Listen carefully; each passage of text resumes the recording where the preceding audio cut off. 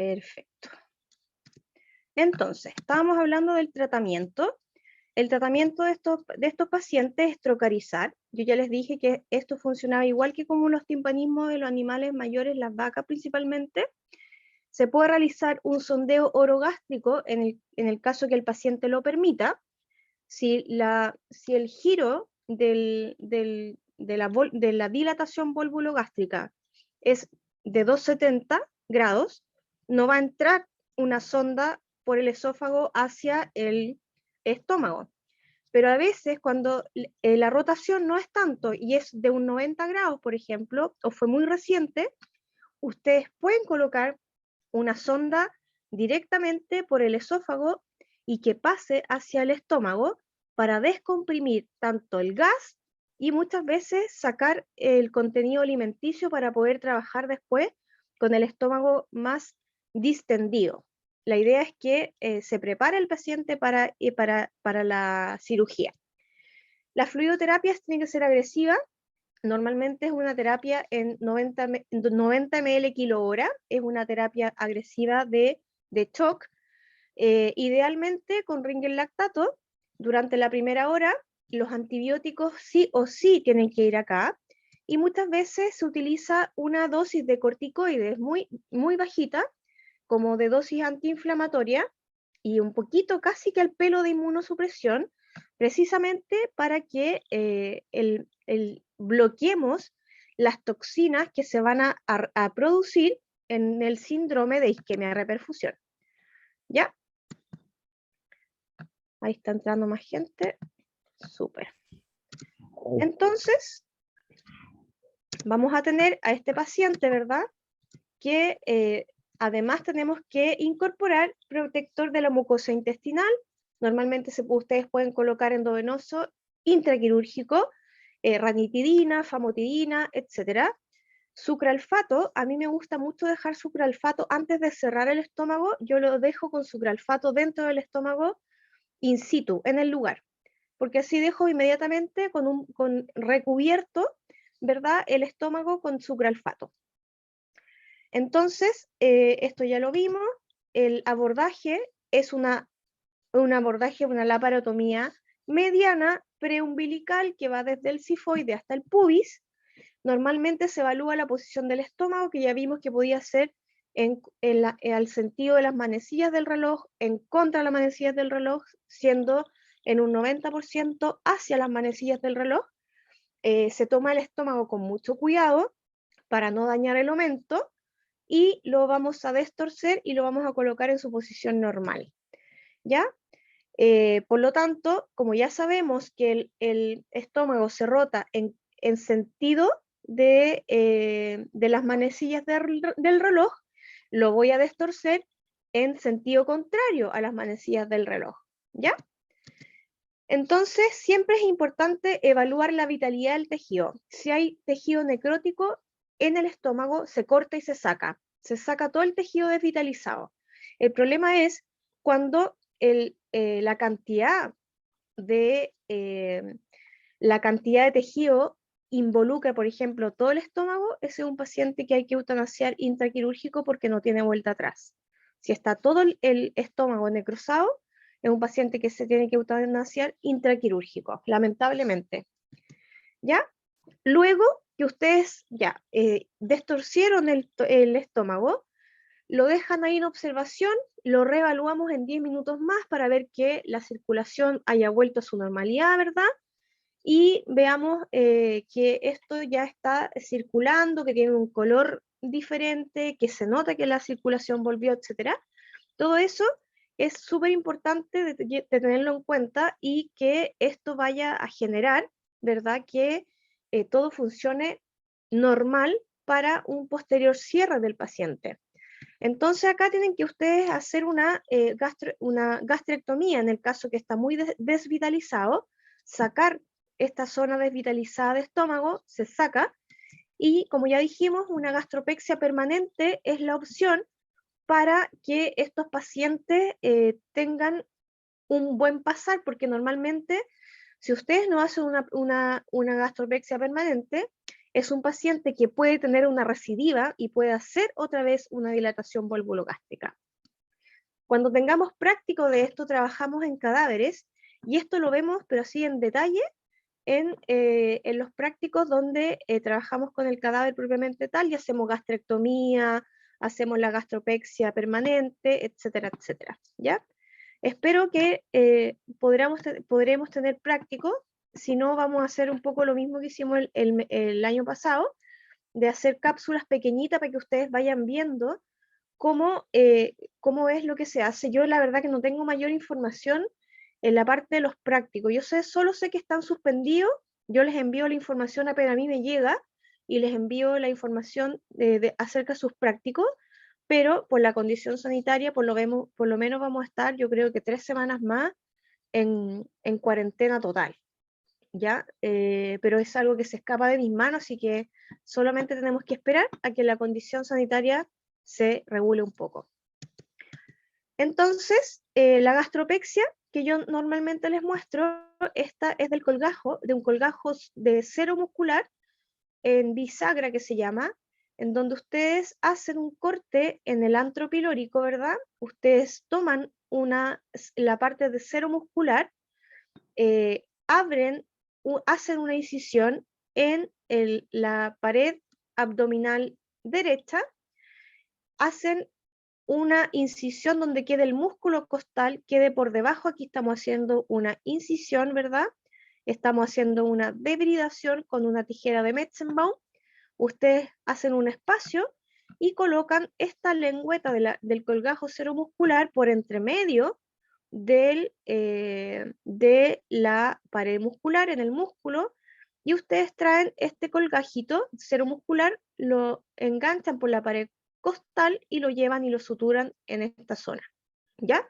Esta es la zona que describe los libros, pero yo les voy a mostrar una técnica que se fue realizando con el pasar de los tiempos, pero ahí necesito mostrárselos en vivo y en directo o con una cápsula para que ustedes vean que hay otra forma que es más simple y que a mí parecer me da mayor seguridad, que es otra técnica y no tiene nombre porque es una técnica modificada mía y de otros colegas, pero que da muy buenos resultados, pero se los voy a mostrar eso en el práctico, ¿ya? O en una cápsula. Pero esta es la teoría de la gastropexia permanente, ¿ok? Entonces, ¿qué hacen ustedes? Para que sea más simple, cortan, ¿verdad? Hacen una incisión, 2 incisiones en la pared del músculo de la pared costal derecha, hacen una lengüeta, por así llamarlo, en la zona, ¿verdad?, de la serosa sin llegar al lumen. Solo toman músculo, toman la serosa, la subserosa y la muscular, y la mucosa la dejan intacta. Luego pasan ustedes por entre medio, por abajo del músculo, pasan esta lengüeta y lo vuelven a suturar, ¿verdad?, al estómago, normalmente con puntos simples separados, ¿verdad?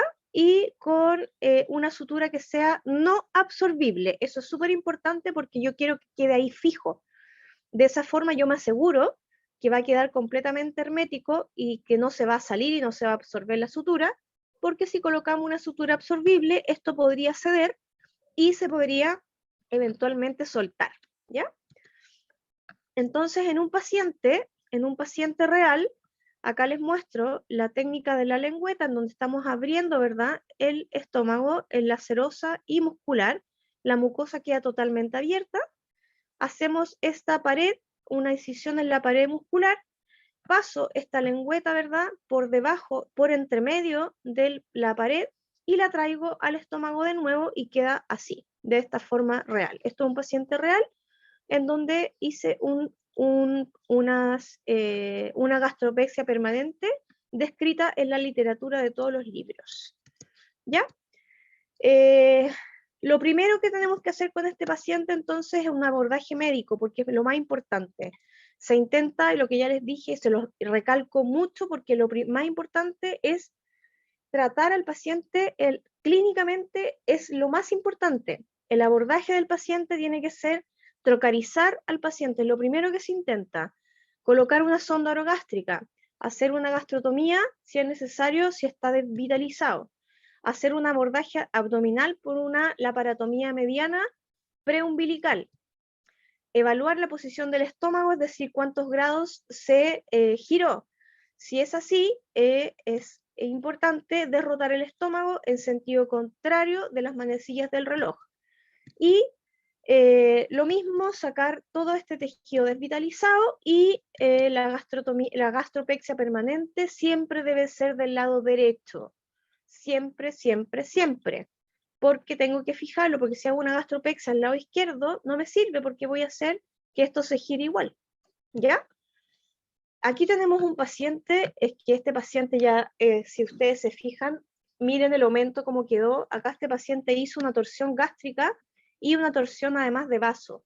Entonces el estómago todo necrosado, todo esto es desvitalizado, por ende este paciente fue eutanasiado intraquirúrgico, porque la verdad que no se pudo hacer nada. Ahí ya llegó, pero súper mal. ¿Ya? El colgajo ya lo vimos como ya se hacía, entonces es un colgajo que tienen que hacerlo con una sutura, ¿verdad? Que sea no absorbible para que quede fijo, y ustedes ven acá que queda después totalmente hermético, queda cerrado y queda fijo en el lado derecho. ¿Ya? ¿Dudas hasta acá? Porque vamos a ir avanzando ahora con el intestino delgado.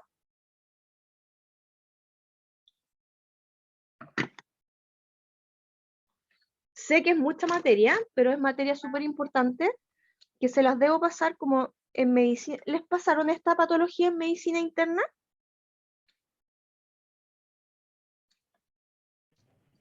Yo he hablado, no han hablado respecto a lo que es la torsión gástrica. ¿No han hablado o sí han hablado? Sí, los médicos en fisiología lo vimos y en fisiopatología también. Ya. ¿Y se lo explicaron así de clarito? Sí, más o menos es como referente a lo mismo, que la profesora igual era como bien educativa, y bueno, por lo menos la que tuve yo, las dos, Camila dos y la profesora alguna cubana, las dos explicaban muy bien, entonces como Ya. bueno, estuvo bien, bien claro. Súper, Lo que pues. le iba a hacer la consulta, profe, respecto al colgajo, ¿no existe riesgo que se rasgue ese colgajo con ¿Cómo? movimiento? El colgajo que se saca para hacer la aplicación, Ya, no existe. la gastropexia. La, la gastropexia, sí, no existe riesgo de que con el movimiento se pueda rasgar más. Sí, por eso, pero si tú haces bien la gastropexia, no se debiera rasgar, porque precisamente sacas músculos costales para que eso quede súper firme. Y que se rasgue, la verdad que pocaso ocurre. La verdad que es una cirugía que está descrita para que resista mucho, mucho peso. Por eso se ocupa la muscular del intestino y no solo la Ah, serosa. ya, sí, es que ¿Ya? eso tenía, más que nada por la parte muscular del intestino. Eso es lo que tenía La es más parte delicada. vascular, Claro, no, la muscular, muscular, claro. claro. Es más delicada que la parte costal, por eso es Pero lo la que... parte muscular del intestino y de todas las vísceras, la verdad que es súper firme, muy, muy firme. Ya, ¿Ya? es más Así que largo, no, generalmente no ocurre eso. ya, ya, pues, ¿Ya? entonces, ¿Más dudas? Ya. Avanzo entonces con el intestino delgado. ¿Cuáles son las indicaciones para abordar el intestino delgado? Otra vez vamos a seguir con los cuerpos extraños. En el intestino delgado va a estar indicado en neoplasias para abordar el intestino, cuando tenemos intususcepciones, cuando hay torsión y vólvulos de intestino propiamente tal, cuando existe alguna cirugía y se ha generado adherencias por una mala práctica, por una sutura que no se utiliza, por ejemplo. Tenemos hernias que se va a utilizar, ¿verdad? Estrangulaciones de intestino y eventualmente para hacer biopsia. Entonces existen dos tipos de cirugías intestinales. Vamos a tener las cirugías intestinales que son de urgencias propiamente tal, que van a ser aquellas donde hay una obstrucción completa, donde hay isquemia de la zona y ha generado un abdomen agudo, es decir, el paciente llega con mucho dolor y con signos de dolor y shock. Y tenemos las cirugías electivas, en donde vamos a ingresar, ¿verdad?, al paciente pero el paciente va a estar con una obstrucción parcial. Esto va a estar obviamente diagnosticado bajo ecografía, donde vamos a tener una perfusión que va a ser relativamente normal y donde el dolor está, pero es moderado, ¿ya? Entonces, cuando ustedes las clasifican y ustedes determinan en el examen clínico que necesitan hacer una cirugía de urgencia porque está con una obstrucción completa, ese paciente ingresa inmediatamente a cirugía, previo idealmente exámenes de sangre para ver en qué condición está su estado general. Entonces representan una urgencia siempre, siempre, siempre las torsiones, las intususcepciones, las estrangulaciones intestinales, los traumas penetrantes, cuando hay, por ejemplo, mordeduras de perro que llegan hasta el intestino y el perro mordió, ¿verdad?, el intestino, cuando hay cuerpos extraños que ocluyan completamente el paso de la comida o que obstruyan de tal manera que generen una isquemia de la zona, también es una urgencia. Y en algunos casos neoplasias que se generan en el intestino, pero que generan mucha obstrucción y que finalmente puede ser una neoplasia que tenga solución, como una neoplasia que esté tan metastizada que esté en todo el intestino, que puede ocurrir, pero esas son las indicaciones o representan una urgencia para una cirugía intestinal de urgencia. Y serán electivas todas aquellas que no tienen, ¿verdad?, una obstrucción, que hace una obstrucción parcial. Ahí vamos a encontrar las cirugías como de adherencia, las hernias abdominales que pueden llevar a que salga por esa hernia el intestino y se estrangule, por ejemplo. Traumas romos, como que se haya un atropello, ¿verdad?, y haya roto el intestino de tal forma que haya hecho una hernia, ¿verdad?, o que haya generado algún trauma importante en alguna zona del intestino. Los cuerpos extraños, más pequeños, lineales en realidad, ¿verdad?, que son de menos obstrucción, neoplasias y biopsia, ¿ya? Los signos clínicos van a variar según su nivel de obstrucción, según su grado de obstrucción y según su compromiso vascular. Entonces así vamos a encontrar, y es clásico que encontremos que en todos estos pacientes que hay que hacer un manejo intestinal, importante que el paciente ingrese con una fluidoterapia adecuada, que tenga una profilaxia antibiótica, porque la verdad que si se rompió, tenemos una probable septicemia o peritonitis producto de que se vació parte del intestino al abdomen. Analgésicos son súper importantes porque el paciente ya ingresa con mucho dolor, por lo tanto el manejo previo de analgesia es muy importante, ¿ya? La obstrucción proximal, o ustedes se van a identificar que hay una obstrucción del duodeno, porque los signos clásicos que uno va a tener, como del signo digestivo alto, por así llamarlo, o más craneal, son signos clínicos que son clásicos. ¿Y qué van a tener acá? Tienen vómitos en proyectil, así el paciente hace un arcada y vomita así, pero ¡pah!, con mucha fuerza, y en proyectiles, ¿verdad?, que sale así como con mucha fuerza, son de frecuencia alta, vomitan a cada rato, y pueden estar con o sin contenido alimenticio. Puede haber incluso solo espuma, y porque ya no hay contenido alimenticio. Entonces van a ser pacientes que tienen pérdida electrolítica y que va a ser súper importante tenerlos en cuenta, porque como consecuencia de eso va a haber una alcalosis metabólica, va a haber una hiponatremia y una hipocalemia, porque ustedes ya saben que toda esta proteína y el potasio lo vamos a perder, ¿verdad?, en los vómitos y las diarreas principalmente. Entonces, hay que tratar a estos pacientes pensando en todas las pérdidas que éste haya tenido. Y esto lleva a que las pérdidas con un problema del tracto anterior, del duodeno, nos lleve a estas pérdidas de ácido clorhídrico, ¿verdad?, pues, potasio y de sodio, principalmente. Entonces, cuando tenemos obstrucciones más distales, los signos clínicos cambian un poquito. Y esto se los menciono y es súper importante porque ustedes hacen una aproximación de dónde ustedes van a estar trabajando, en qué zona del intestino.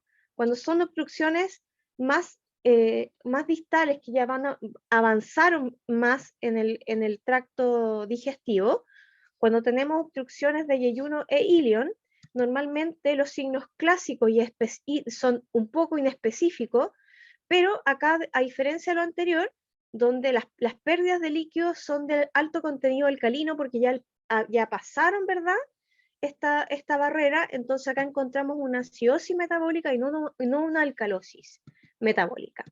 Entonces, ya cuando yo tengo claro que tengo que trabajar en estos segmentos, que ya tengo claro que sus exámenes están normalmente alterados los electrolitos, yo acá se hace una evaluación con el clínico, con el anestesista y con lo que yo voy a manejar para que en conjunto todos tomemos decisiones de cómo tratar a ese paciente clínicamente, previo a la cirugía, intraquirúrgico y postquirúrgico. Lo más común es que, por ejemplo, hacemos una enterotomía para sacar un cuerpo extraño, para sacar una biopsia, para sacar una muestra, para liberar adherencia, etc. Y que pueden terminar en una enterotomía y que es solamente abrir el intestino y cerrar, o pasar ya al otro extremo en donde tengo que cortar un segmento de intestino, y acá lo que vamos a hacer es unir estos dos trozos de intestino, y a este procedimiento se le llama enteroanastomosis, ¿ya? Las enteroanastomosis y la enterotomía, ya dijimos que el término tomía era una incisión, por lo tanto, una enterotomía va a ser una incisión en el intestino. La enterectomía va a ser cuando yo saco un segmento de intestino, pero no corto completo, y va a ser una enteroanastomosis cuando corto y resecto un trozo grande de segmento intestinal. Entonces, las enterotomías van a estar indicadas ¿para qué? Para cuando tenemos cuerpos extraños, por ejemplo. Idealmente, no se hace la incisión por sobre el cuerpo extraño, ustedes la hacen craneal o caudal a lo vamos a ver en una imagen más adelante, y en ciertas ocasiones sacamos una muestrita si es que estamos buscando algún patrón para biopsia, en el caso de estar sospechando de algún problema, por ejemplo, de un síndrome de mala absorción, en donde saco, ¿verdad?, saco un trozo de intestino, un pedacito, mediante una enterotomía para enviarlo a biopsia, ¿ya? Entonces, ¿qué pasa? Acá otra vez otro esquema, y en este esquema les hablo de cómo ustedes cómo tienen que abordar la zona de la obstrucción. Con una imagen que está bien explicada acá, qué es craneal y qué es caudal, lo que vamos a hacer es lo siguiente. Ustedes se fijan en la imagen, el circulito representa la obstrucción. Pensemos que es una piedra, por ejemplo, que a veces los perritos comen piedra, ¿ya? Y es súper común, a veces los pastores alemanes, ellos siempre comen mucha piedra. Entonces, ¿qué hacemos acá con este paciente? Tenemos que tener claro que el paciente, frente a la obstrucción, la zona craneal a la obstrucción, va a haber mucho gas, va a haber una reducción de la peristalsis, va a haber vómito o eructación, ¿verdad? Van a haber secreciones digestivas, depresión de electrolitos, ¿verdad? Existe todo un proceso metabólico en donde se comporta igual que el estómago, pero comienza a generar, ¿verdad?, una congestión venosa, porque no tenemos cómo esto circule, porque estamos haciendo una isquemia de la zona, y por lo tanto vamos a generar hacia craneal vómitos y hacia caudal podemos tener diarrea, ¿ok? Entonces son signos clínicos que son básicos, pero en general, si ustedes tienen un cuerpo extraño en esta zona, por ejemplo, donde estoy mostrando en el esquema, lo primero que ustedes deciden es dónde incidir. Por ejemplo, acá el cuerpo extraño puede estar aquí, entonces la incisión, acá trabaja el segundo cirujano colocando sus deditos, o existen unas pinzas de intestino que se llaman pinzas Doyen, en donde ustedes colocan ese tipo de pinzas que son atraumáticas, porque acá no puedo colocar una Kelly o una Acrylee porque va a ser isquemia de la zona. Entonces, muchas veces los deditos del cirujano sirven mucho, del segundo cirujano, para poder definir dónde entrar. Se hace, por supuesto, todo el esquema del segundo y tercer campo para no contaminar. Se localiza la zona a incidir, se coloca este tercer campo, segundo y tercer campo, se desplaza el contenido intestinal para ambos lados para que quede eso libre. Hago la incisión, ¿verdad? De la serosa, de la subserosa, de la muscular, de la submucosa y de la mucosa, saco este cuerpo extraño de la zona y finalmente se cierra, ¿verdad? Con punto simple discontinuo separado, con una sutura de primer rango y después con una sutura de segundo rango, o simplemente lo pueden dejar con puntos simples separados, bien juntitos, y dejan suturado la zona de la incisión. En este caso, por ejemplo, hay un paciente, este es un paciente real, si se fijan acá, hay una obstrucción que no es completa porque yo logro desplazar esta zona, este cuerpo extraño.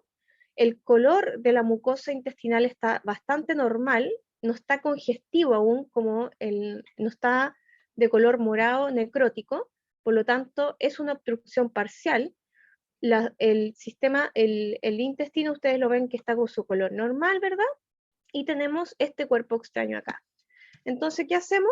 Normalmente se hace, en este caso era un pastor alemán que se comió una piedra, eran 3, se comió 3 piedras. Entonces, sacamos la piedra, restos de cositas, palitos, que les gusta comer a los perros, palitos, piedra, etc. Y finalmente, el cierre que yo hago es con una capa de primer rango y luego coloco una de segundo rango, que es una sutura de Cushing, para el patrón de segundo rango para que quede totalmente hermético. ¿Ya? Entonces, cuando más didáctico, lo que uno hace es recortar el exceso de mucosa, ¿verdad? Para reparar esta incisión con un patrón simple separado, o que puede ser con un patrón continuo, que es los que yo utilizo. Se tiene que luego hacer una prueba de filtración. Entonces yo coloco las pinzas Doyen o los dedos del segundo cirujano y hago la prueba de fuga, que es colocar suero fisiológico dentro de este trozo de intestino y le coloco presión para ver si existe fuga o no. Si existe fuga, por supuesto hay que suturar de nuevo. Las suturas del intestino propuestas para perros y gatos son patrones de versión. Normalmente puede ser un patrón que es un patrón, el primero, ¿verdad? El patrón de versión que está descrito, que esto ya lo vimos en todo cuando vimos los materiales de sutura. Los patrones de inversión son los que yo más utilizo, son los patrones invaginantes, ¿verdad? Que son, por ejemplo, el Cushing, ¿verdad? Y un Lembert para un patrón de segundo rango. Normalmente pueden ser también patrones aposicionales cuando hacemos punto simple, discontinuo o separado. Yo ocupo un aposicional con un patrón invertido de segundo rango. Esos son los patrones que yo utilizo y me dan muy buenos resultados.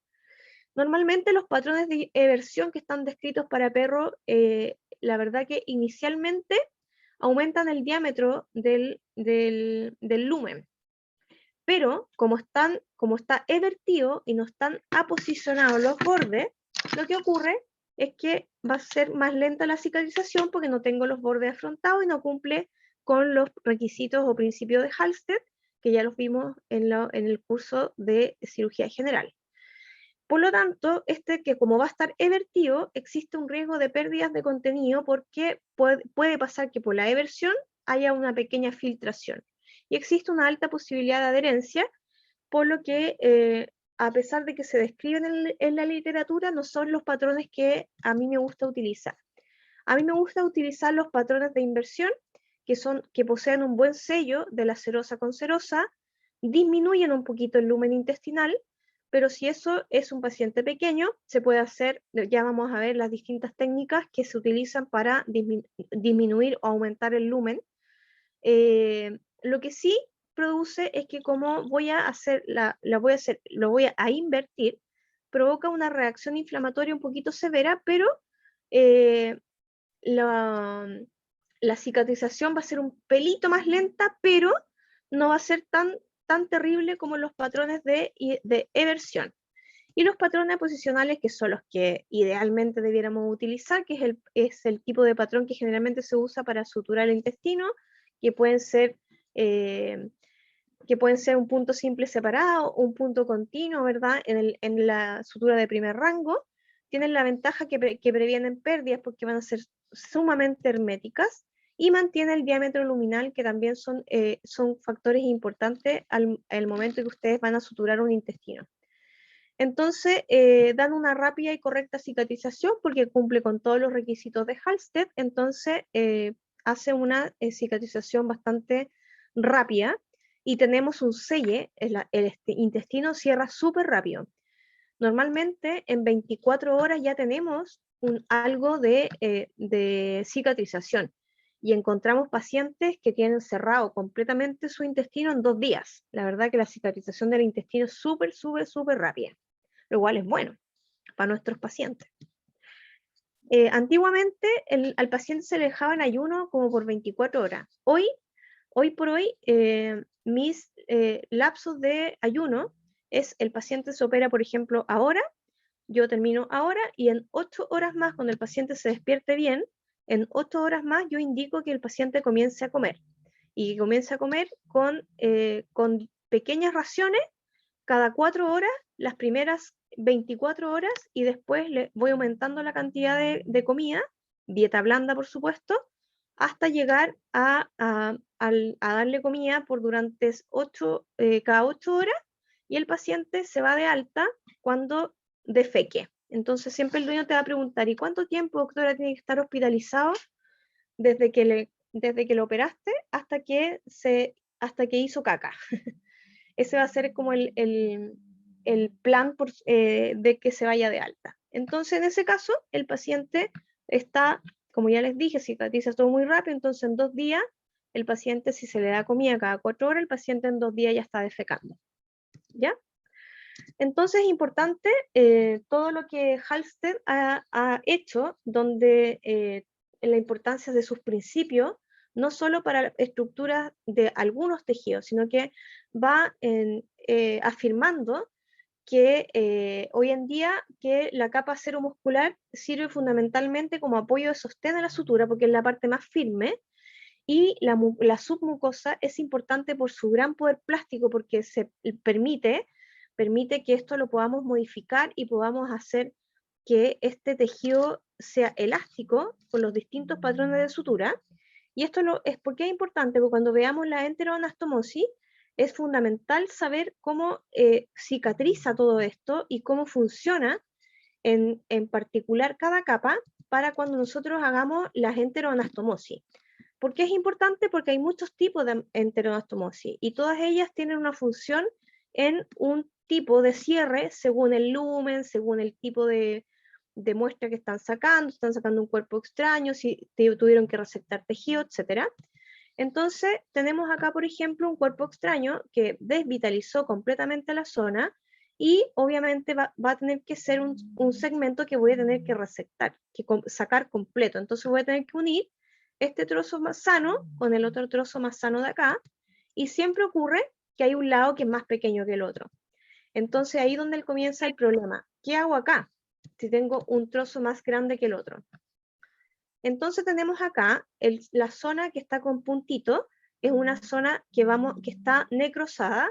Siempre tienen que tener en cuenta que el lugar donde ustedes van a hacer el corte tiene que estar irrigado por estas arterias mesentéricas. Porque si ustedes, por ejemplo, hacen acá, cortan aquí, por ejemplo, en el vaso, aquí en esta parte donde está entre el puntillado y la zona del vaso, de la arteria, esta arteria y vena mesentérica, tengo que ver que este sector que voy a dejar sano tiene que estar irrigado por esta arteria, ¿ya? Y vena. Entonces, de esa forma, voy a tener un tejido vivo luego de hacer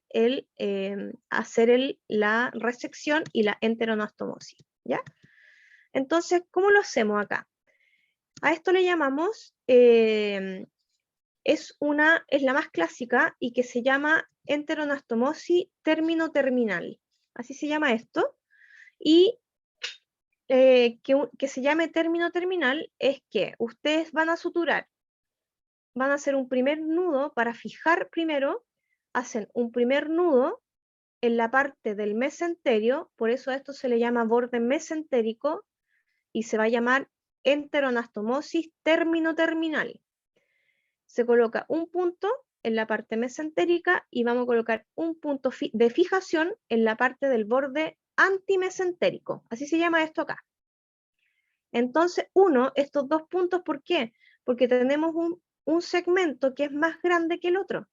Entonces, yo teniendo las estructuras más distal y más proximal, por así decirlo, o en intestino que uno lo llama en el borde mesentérico y en el borde antimesentérico, hago este punto, ¿verdad?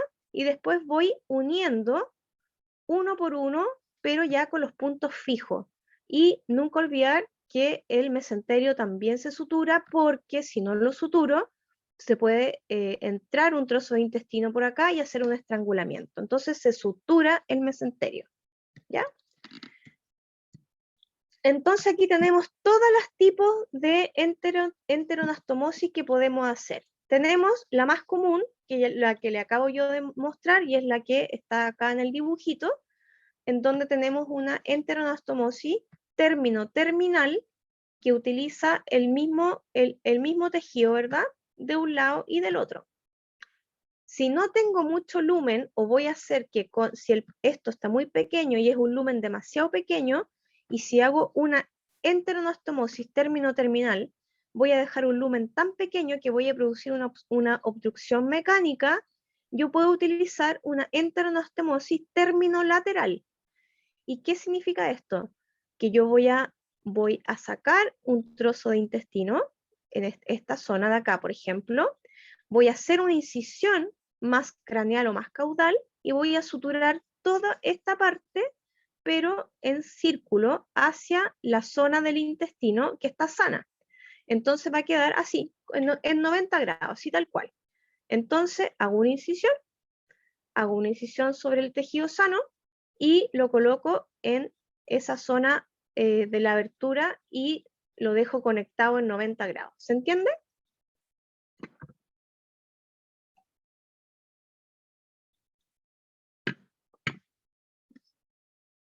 ¿Se entiende o no se entiende? Sí, doctora. Ya.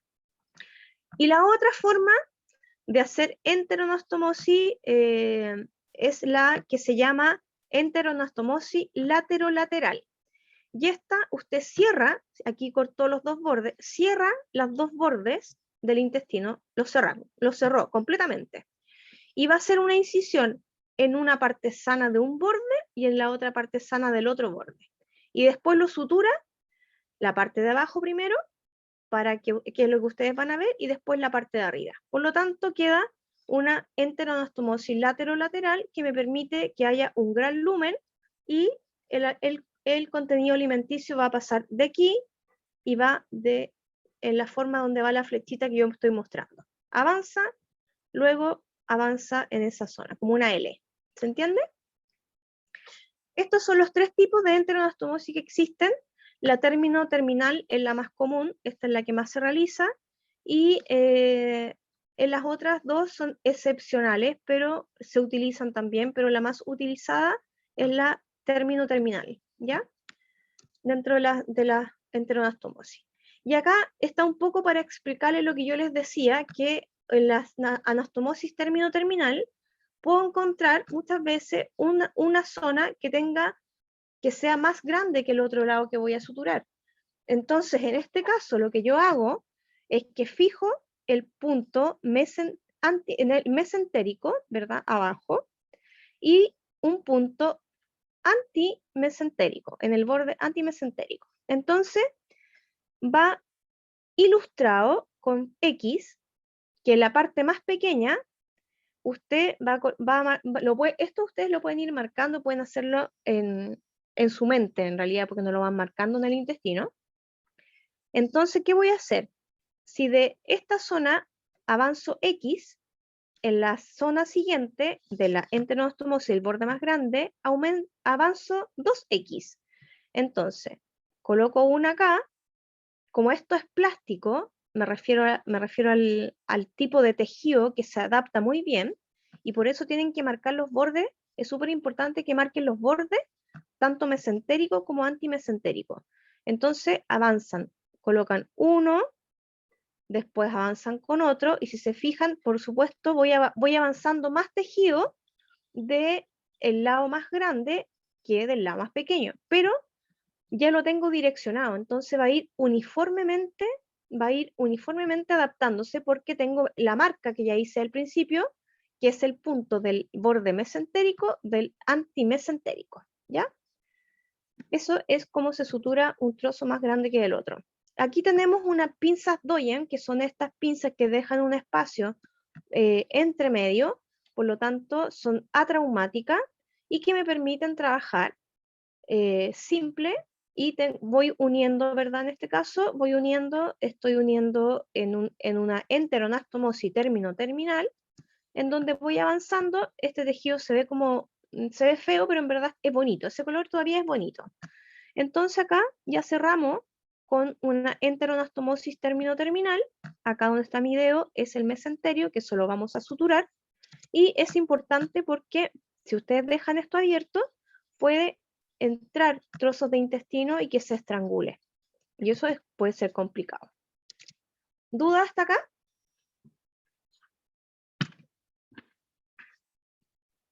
No, profe. Ya, entonces vamos a pasar a otra patología que es súper común, sobre todo en perros jóvenes. Jóvenes, me refiero a animalitos jóvenes que están de 3, 4 meses hasta 6, que son pacientes que vienen muchas veces con alguna patología gastrointestinal, que puede ser un parvovirus, ¿verdad? O una transgresión alimentaria, que muchas veces estos animalitos hacen unas patologías en donde el segmento intestinal se intususcepta dentro de un mismo segmento adyacente. Pueden ocurrir en cualquier punto del intestino, delgado principalmente. Son súper raras encontrar las intususcepciones en el intestino grueso. Es más frecuente en animales jóvenes, ya les dije, y normalmente lo que ocurre es esto, que el paciente hace una invaginación, ¿verdad?, del mismo intestino por dentro del intestino propiamente tal. Esto porque la peristalsis está aumentada, porque hay una transgresión alimentaria o hay algún cuadro viral que aumenta el peristaltismo y hace que este tejido ingrese hacia el intestino, haciendo esta invaginación que se muestra acá. El tratamiento de esto va a estar indicado normalmente con respecto a la zona en que está lesionada, y ustedes van a identificar acá si esta lesión está necrosó la zona. Lo que ustedes hacen es que tienen que cortar y hacer el procedimiento de enteroanastomosis, ¿ya?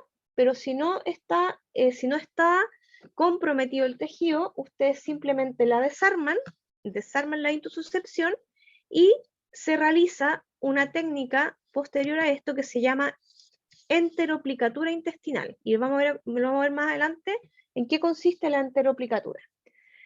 Entonces, generalmente va asociado a la gastroenteritis, que ya les dije ya, en los pacientes jóvenes. Puede ser secundaria a procedimientos quirúrgicos que puedan ser de adherencia o disfunciones anastomóticas. Puede ocurrir por una irritación intestinal que ocasione una hipermotilidad del segmento intestinal, y normalmente la intususcepción es en la dirección del peristaltismo, pero también puede ser al revés, pero normalmente ocurre como hacia la cola, por así decirlo, ¿ya? Para hacia allá ocurren las intususcepciones. El diagnóstico, generalmente el paciente va a estar deshidratado, hay un leucograma por estrés, el paciente va a estar con anemia, con alteración electrolítica y ácido base. Estos son todos los signos clásicos de un paciente con gastroenteritis. Y el tratamiento siempre va a ser primero médico, porque hay que corregir todos estos desbalances. La determinación de la etiología puede ser subyacente de la intususcepción, y se puede hacer una reducción manual percutánea, en ocasiones puede resultar, pero generalmente eso puede hacer una recurrencia, y en el caso de que lo haga, hay que hacer un tratamiento quirúrgico, y el tratamiento quirúrgico incluye, si el tejido está desvitalizado, hacer una enteroanastomosis y posteriormente hacer una enteroplicatura intestinal.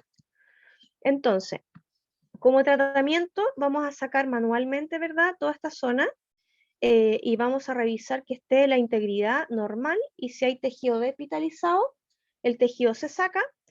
Acá podemos ver, por ejemplo, en esta imagen, cómo el intestino ingresa hacia, hacia su misma asa intestinal. La vamos a retirar, y si no hay compromiso, en este caso no había compromiso de necrosis del tejido, por lo tanto se hace lo que se desarma, ¿verdad?, la intususcepción. En este caso estoy mostrando una intususcepción que hubo que resectar un segmento.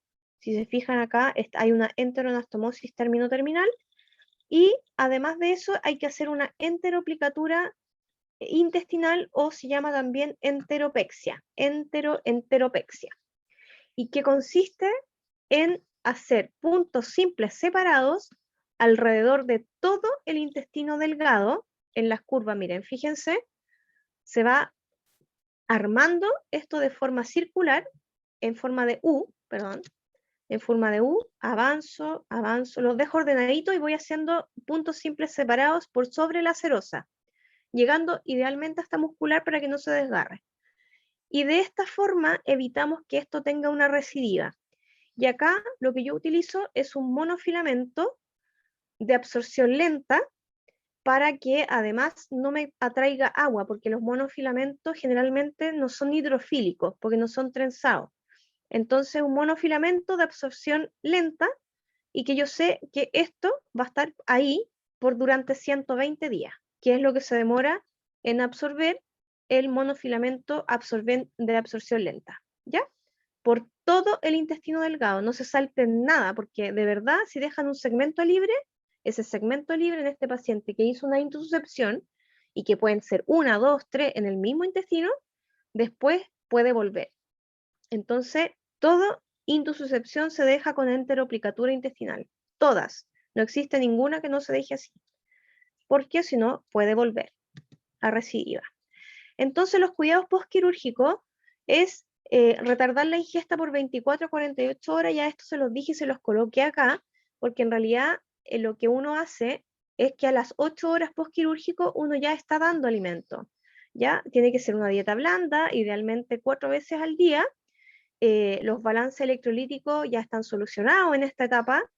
Se puede evaluar el uso de antidiarreico, que puede ser o no utilizado. Eso va a depender del tipo de gastritis o gastroenteritis que tenía el paciente, bloqueadores H2, bloqueadores de bomba de protones, etcétera, etcétera, etcétera. Todo un manejo clínico, que esto ya lo deben saber, ya los vieron en algún otra clase, ¿ya?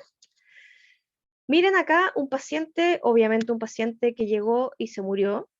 Fíjense el estómago, esto es un pastor alemán, fíjense el tamaño del estómago. ¿Lo pueden ver? La magnitud del daño es impresionante. Bueno, ahí hay un paciente que está con dilatación, está impactado porque tiene mucha comida, tiene mucha agua y además tiene mucho gas. Pero es así, el paciente se muere por eso, porque el paciente tiene bloqueado el cárdiaco y el píloro, por lo tanto la comida y el agua no salen ni para afuera ni para adentro. Entonces encontramos este tipo de lesiones cuando ya el paciente está post-mortem, porque no alcanzó ni siquiera a llegar al veterinario. Llegó casi que a necropsia, ¿ya? Esto, no me acuerdo para qué era eso. Ah, ya. Cuerpo extraño. Los perritos comen de todo, lo que a ustedes se les ocurra. Entonces acá, lo más típico es encontrar calcetines, porque los perros chicos se comen toda la ropa, los calcetines, las toallas, etc. Y uno saca, ¿verdad?, el cuerpo extraño, que en este caso era un cuerpo extraño lineal, un trozo de género, el cual se saca, se limpia el intestino y se hace las suturas que ya vimos, los patrones de sutura, y estamos ok, ¿ya? Esto era una especie así como de, parece como gasa, pero era como un calcetín, era una cosa más extraña. Era como un paño de cocina, es que había de todo, de verdad que ustedes encuentran de todo acá, toallas, paños de cocina, calcetines, etc. Más de lo mismo. Y la enteroanastomosis término terminal, está un poquito congestivo, pero el tejido está sano. Término terminal con un patrón de primer rango y un patrón de segundo rango, que son los que yo utilizo. Y acá tenemos el patrón, ¿verdad? Que ya está terminado, el patrón de intestino y el mesenterio. Y esto es súper heavy porque este es un paciente felino que tenía un cuerpo extraño, lineal, pues este es un gato que se comió una aguja. Se comió la aguja. ¿Ok? Entonces la fuimos viendo. Cuando yo decidí operarlo, pasaron 2 días porque todo esto, esta aguja iba avanzando, curiosamente. Y el día de la cirugía tomamos una, una radiografía para ver dónde estaba la aguja y no me pregunten cómo, pero el gato defecó la aguja. Entonces, cosas raras que pasan a veces, el gato se comió una aguja y salió por las fecas. Increíble, pero pasó así. No hizo nada, se salió sola. No destruyó intestino, no hizo daño en intestino, las ecofas todas normales y la aguja salió sola. Impresionante igual, ¿verdad? Muy impresionante. Entonces, el mismo paciente que está con la aguja ahí avanzando y luego salió. Bueno, acá hay de todo. Acá es un paciente canino que se comió como una de estas marcas que usan las vacas en las orejas, que estaba, ¿verdad?, en esa zona. Estamos acá con los puntos directores y abriendo estómago. Efectivamente era una de estas cosas que se les coloca a las vacas en la oreja. Y es lo que saca uno a veces de estómagos. Es súper raro. Una enteroanastomosis terminal, en donde vemos, ¿verdad?, la enteroanastomosis que está súper bien terminada. Tenemos que suturar el mesenterio, súper importante, y eso siempre lo pregunto en prueba, porque es un paciente que tiene que suturar esa zona. Aquí vemos un estómago que está necrosado, así súper feo. Todo esto hay que sacarlo y ahí uno tiene que evaluar cuánto de este tejido va a quedar para ver cuánto es la extensión del daño.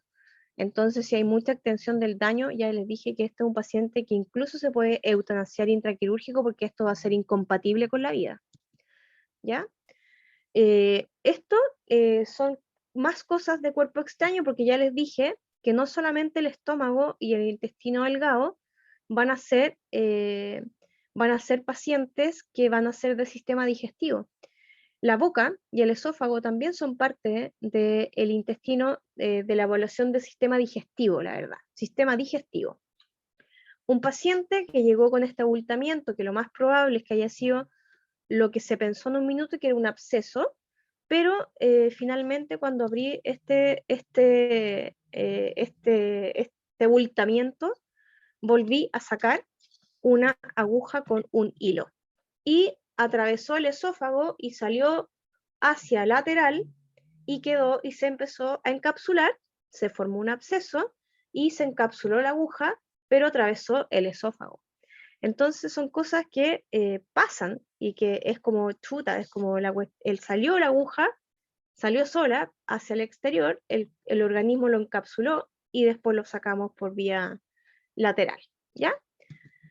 Ahí está la aguja, la cápsula que saqué por donde se estuvo completamente alojada la aguja. Miren qué heavy como el tejido encapsuló la aguja para que no le hiciera daño al paciente. Entonces,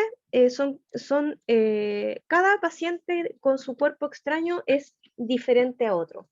Y ahí hay que evaluar qué es lo que hay que hacer, nada más.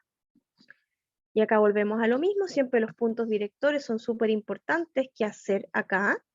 Y importante, me gusta mucho trabajar con una bomba de succión, ¿verdad? Que tenga, que voy sacando el contenido líquido, entonces voy limpiando y voy absorbiendo inmediatamente con una bomba de succión, con los paños, que pueden ser gasa incluso, para hacer el campo, el segundo y tercer campo.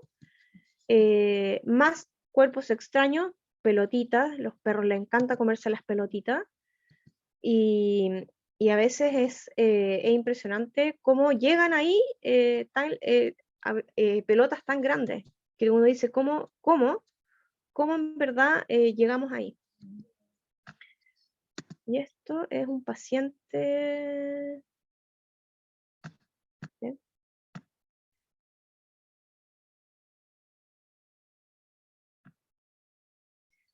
No, se fue. Ya. Consultas, chicos.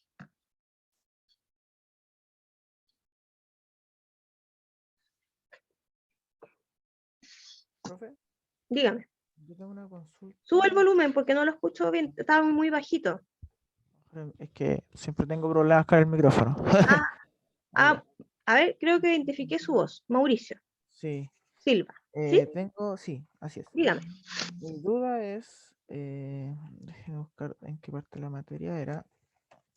Cuando uno hace la gastropexia, ¿Ya?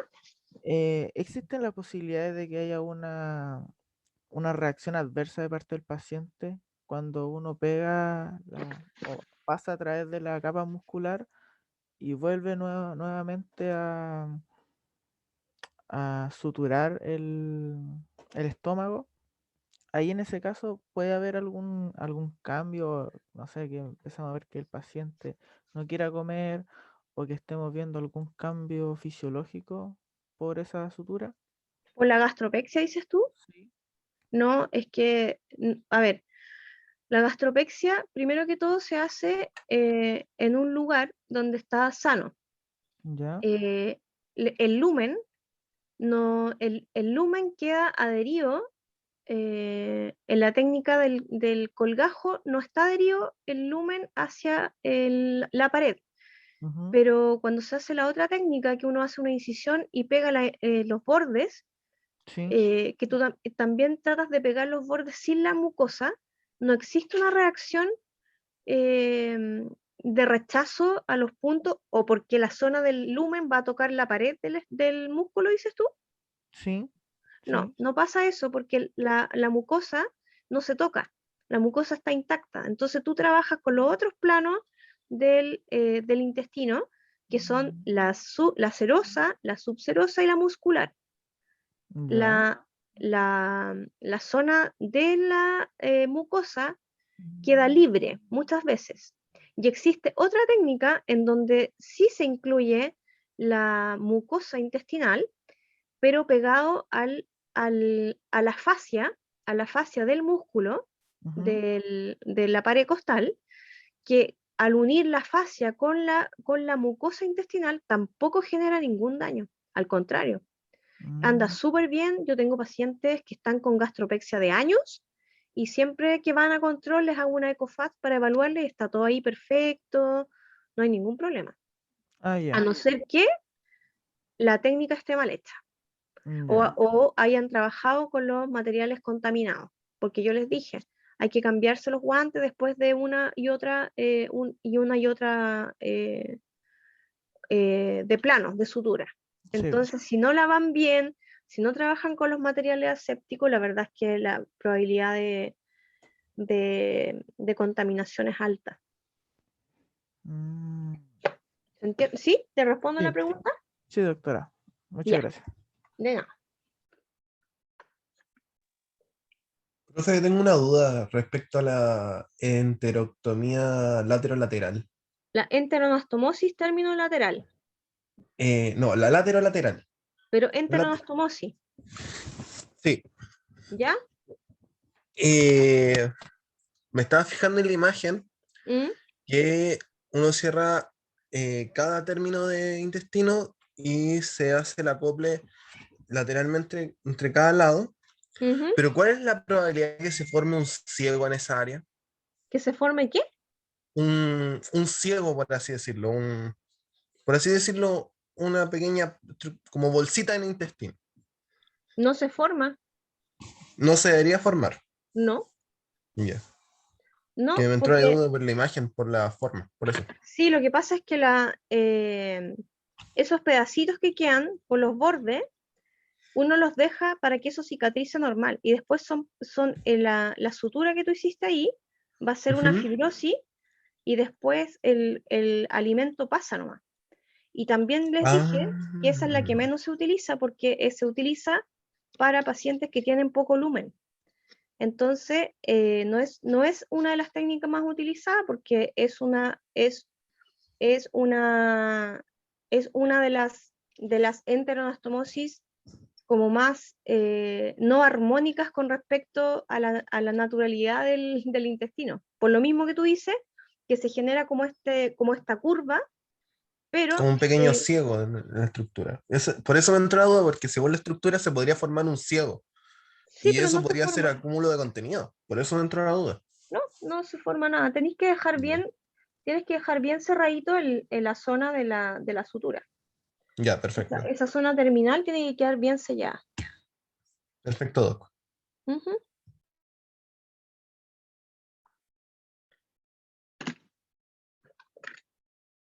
¿Más preguntas?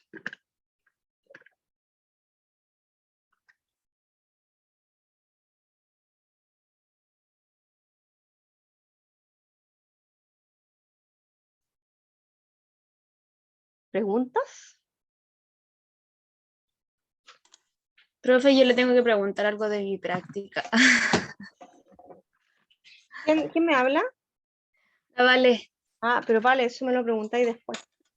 sí, ya, Después hablamos de la práctica, ya. ¿ya?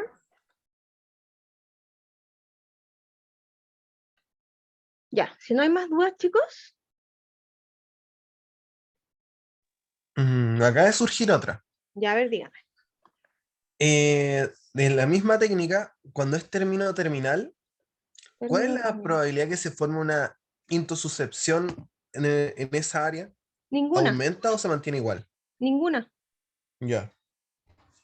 Estamos hablando para un cuerpo extraño, ¿para qué cirugía? No, ¿Para estoy qué? pensando, por ejemplo, en caso que se extrae un cuerpo extraño ¿Ya? y los diámetros de los lúmenes son tan distintos. ¿Ya? Eh, Ahí se podría formar, por ejemplo, una intususcepción del intestino debido a que hay mucha diferencia de calibre entre cada intestino. No, No sé cómo. es ¿No? que sí, lo que pasa es que estás pensando en una patología, pero la estás mezclando con otra. Ah, No ocurre ahí eso que tú me dices, porque ya. los bordes, o sea, primero, ¿de qué cirugía me estás hablando? ¿Me estás hablando de un cuerpo extraño? ¿Me estás hablando de una intuscepción o me estás hablando de Estoy, otra? estoy hablando de una intuscepción Ya, después de que se retira un cuerpo extraño. ya, Pero, es que si es una intussuscepción, después que se sacó el cuerpo extraño, lo que ujú, usted hace ahí es que hizo una enteroanastomosis término-terminal, ¿verdad? sí. Ya. Y después de eso, tú haces una enteroplicatura intestinal de todo el intestino delgado. ¿Sí? Ya, ya, Entonces, ya, la ya. probabilidad que eso ocurra ahí, si Es tú muy haces, baja. si tú haces todo lo que yo te estoy diciendo bien, no debiera. ¿Te fijáis? Mm, Porque dejé fijo el intestino delgado. ya, Entonces no perfecto. tiene por dónde hacer una intussuscepción, porque además voy a hacer una prevención en tomar todo este tejido, ¿verdad? Y este tejido va a ser una enteroplicatura de todo el intestino delgado. Todo el intestino delgado. Perfecto. ¿Ya? Ya, ahora sí, ya puedo dedicarme más en mapa. Muchas gracias, doctora.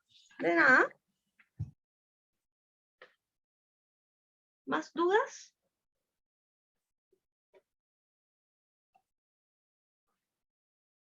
¿No? Profe, yo tengo una duda.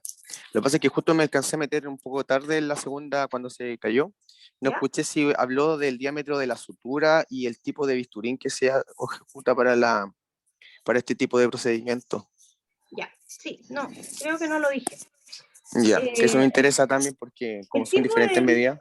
el tipo de bisturí normalmente puedes utilizar un mango 3 con una hoja 15 o una hoja 10, normalmente eso es lo que yo ocupo, y si el paciente está, y aquí es súper importante los exámenes de sangre, cuando está con la albúmina por sobre los 2,5 miligramos por decilitro, puedes utilizar una sutura absorbible, normal, un ácido polilglicólico,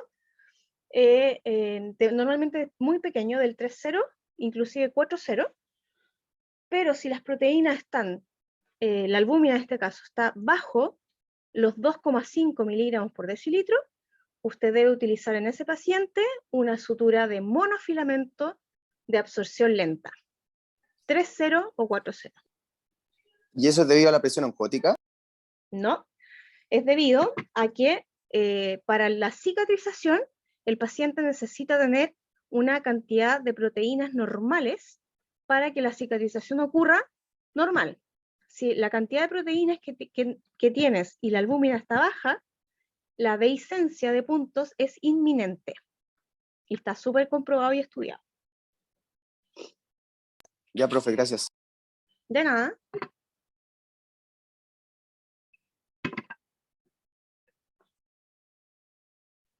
¿Más dudas?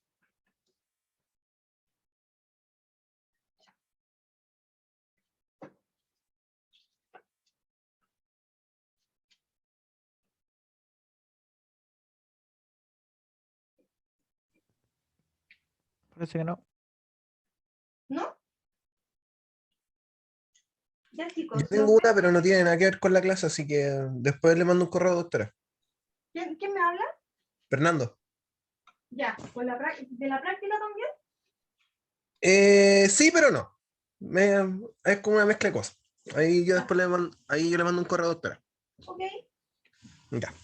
Ya, chicos, si no hay más preguntas, los dejo porque tengo mucho trabajo ahora. ¿Ya? Nos Ya, vemos, profesora. profe, Nos cuídese. vemos. Nos Muchas vemos la próxima gracias. semana. Chao, chao. Profe, Dígame. consulta, disculpe respecto a los videos de las clases, que supuestamente se suben por Blackboard, pero sabes que no me he podido meter a ningún video porque la aplicación del celular no se deja meter. No sé si se mete por computador, ¿cómo lo puedo hacer? Es que yo le estoy subiendo las Porque- clases al portal UTLA ¿Ya? en los documentos normales. Yo no voy a... Ah, sí, porque es el... Es que la plataforma Blackboard se cae mucho. Entonces yo Claro, voy a sí, es seguir, súper malo. Sí, yo súper voy a malo. seguir con el mismo sistema que he hecho siempre. Claro, Estoy porque trabajando con mi Zoom, me va a llegar el Zoom a mi correo y yo lo voy a reenviar la clase grabada a cada uno de sus correos o a la Vale y la Vale se los va a repartir a ustedes. Ya, ¿Ya? profe. Porque Blackboard se cae. No, Entonces, la verdad, malísimo, súper malo. yo lo hablé con ustedes y les dije, yo no voy a usar la plataforma Blackboard porque yo tengo mi Zoom, trabajo con mi Zoom y para ustedes es mucho más simple que yo les envíe Sí. la clase grabada a sus correos y la tengan ustedes ahí. Y Ya, profe. la clase previa a la clase va a ir, siempre va a ir adjunta en su portal UTLA en los documentos de archivo. No, si eso lo revisé ayer, sí, yo la vi la clase antes, anoche la estudié. Sí, no hay Entonces, problema con eso. a mí me parece que es la forma más, es más Es dinámico, más fácil. es más fácil para ustedes también. Que uno vaya viajando, por ejemplo, yo que vivo en Melipilla, para mí me hace más fácil andar con el celular para arriba y para abajo y estudio en el bus, entonces es más fácil. Sí, pues, sí, yo lo sé. Por eso yo voy a seguir haciendo mis clases. Me han hecho ir a clases de Blackboard y yo voy porque me obligaron a ir, pero no lo voy a aplicar y se los dije ya a ustedes. ¿Ya? Ya, profe, muchas gracias. Ok. Ya, chicos, que estén súper bien y nos vemos la próxima semana. ¿Ya? Igual que ahora, les voy a subir el link a sus correos personales y estamos ok. ¿Ya? Gracias. Chao, profe, Ya, que tenga buen Chao, profe, día. que esté muy bien. Ya igual Profe, ustedes, chao, muchas gracias chao. por todo.